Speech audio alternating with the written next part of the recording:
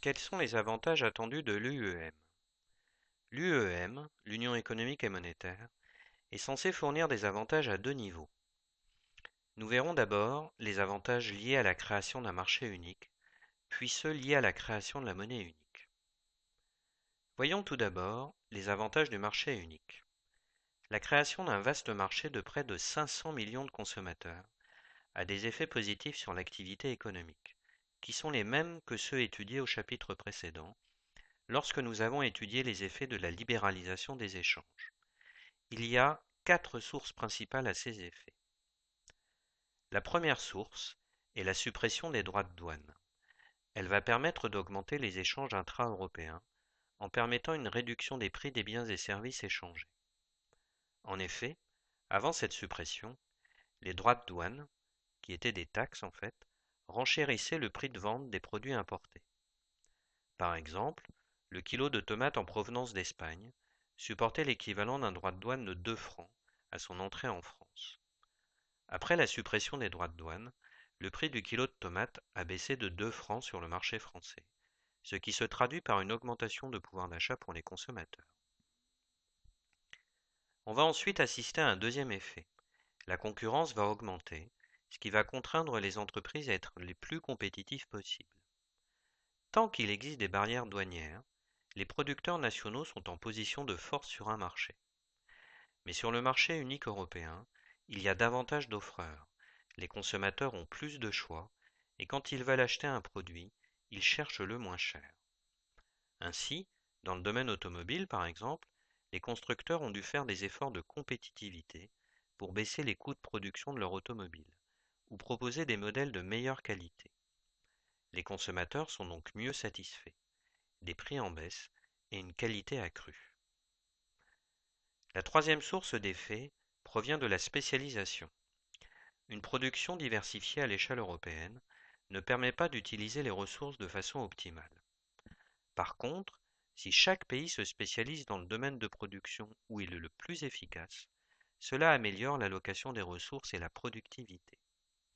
Par exemple, la production de l'Airbus est répartie entre les différents pays européens qui se sont spécialisés dans les différentes étapes de la production des avions. La compétitivité a alors augmenté. Enfin, la quatrième source d'effet, les économies d'échelle qui viennent de l'augmentation de la taille du marché. Les coûts de production devraient baisser puisque les entreprises vont pouvoir produire plus du fait de l'augmentation de la taille du marché. Elles réalisent donc des économies d'échelle. Par exemple, dans le domaine automobile, Renault pouvant compter sur des ventes plus importantes, va pouvoir développer de plus gros investissements en recherche et développement qui seront répartis sur une plus grande quantité produite. L'investissement est devenu rentable. On peut voir que les effets attendus de cette libéralisation des échanges s'inscrivent dans une logique d'offre compétitive.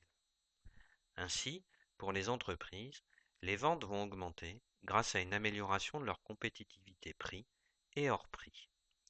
Les ménages, eux, vont consommer davantage du fait de la baisse des prix et de la diversité plus grande des produits offerts. Les agents économiques auront alors accès à chacun des biens et services produits dans l'Union européenne et à un prix plus faible. C'est un gain à l'échange. Ces effets positifs, tant du côté de la production que de la consommation, devraient être source de croissance économique. Intéressons-nous maintenant aux avantages attendus de la monnaie unique, c'est-à-dire l'euro. L'euro devrait permettre d'abord une augmentation de la concurrence. En effet, quand les prix sont exprimés dans des monnaies différentes, on ne peut pas les comparer. Avec l'euro, les agents économiques peuvent comparer les prix entre tous les producteurs européens, ce qui améliore la transparence du marché et peut entraîner la baisse des prix. Par exemple, un consommateur qui souhaiterait acheter une voiture va pouvoir comparer les prix de tous les offreurs sur le marché européen et acheter au prix le plus bas. Le deuxième avantage est la suppression des coûts et risques d'échange. Avant l'euro, les agents économiques devaient recourir à des intermédiaires pour obtenir des devises, ce qui avait un coût. Avec l'euro, ce coût a disparu. De même, il n'y a plus de risque lié aux fluctuations de change. les pays européens ne peuvent plus pratiquer de dévaluation compétitive. Ainsi, les agents économiques ne prennent plus le risque de perdre de l'argent à cause d'une dévaluation de la monnaie. Par exemple, un consommateur italien sait que sa monnaie aura autant de valeur en Italie qu'en France ou en Allemagne. Le troisième avantage attendu est donc une confiance plus forte dans la monnaie, c'est-à-dire une croyance plus forte dans son pouvoir d'achat. En effet, la lutte contre l'inflation menée par la BCE, la Banque centrale européenne, a évité que les agents économiques voient leur pouvoir d'achat se réduire. La faible inflation au sein de la zone euro a permis d'attirer des investisseurs étrangers. Une monnaie plus utilisée renforce la confiance. Par exemple, un investisseur américain pourra préférer investir plutôt dans la zone euro que dans un pays n'ayant pas adopté l'euro. Enfin, l'euro est devenu une devise internationale. La stabilité monétaire est aussi renforcée par le fait que l'euro a gagné sa place au rang des devises internationales. Un nombre plus grand d'exportations ou d'importations sont donc réalisées en euros et non en dollars. Par exemple, 29% des échanges commerciaux dans le monde sont libellés en euros. On voit donc bien comment l'euro peut favoriser la croissance économique. Les échanges sont plus nombreux et dynamisent l'activité économique.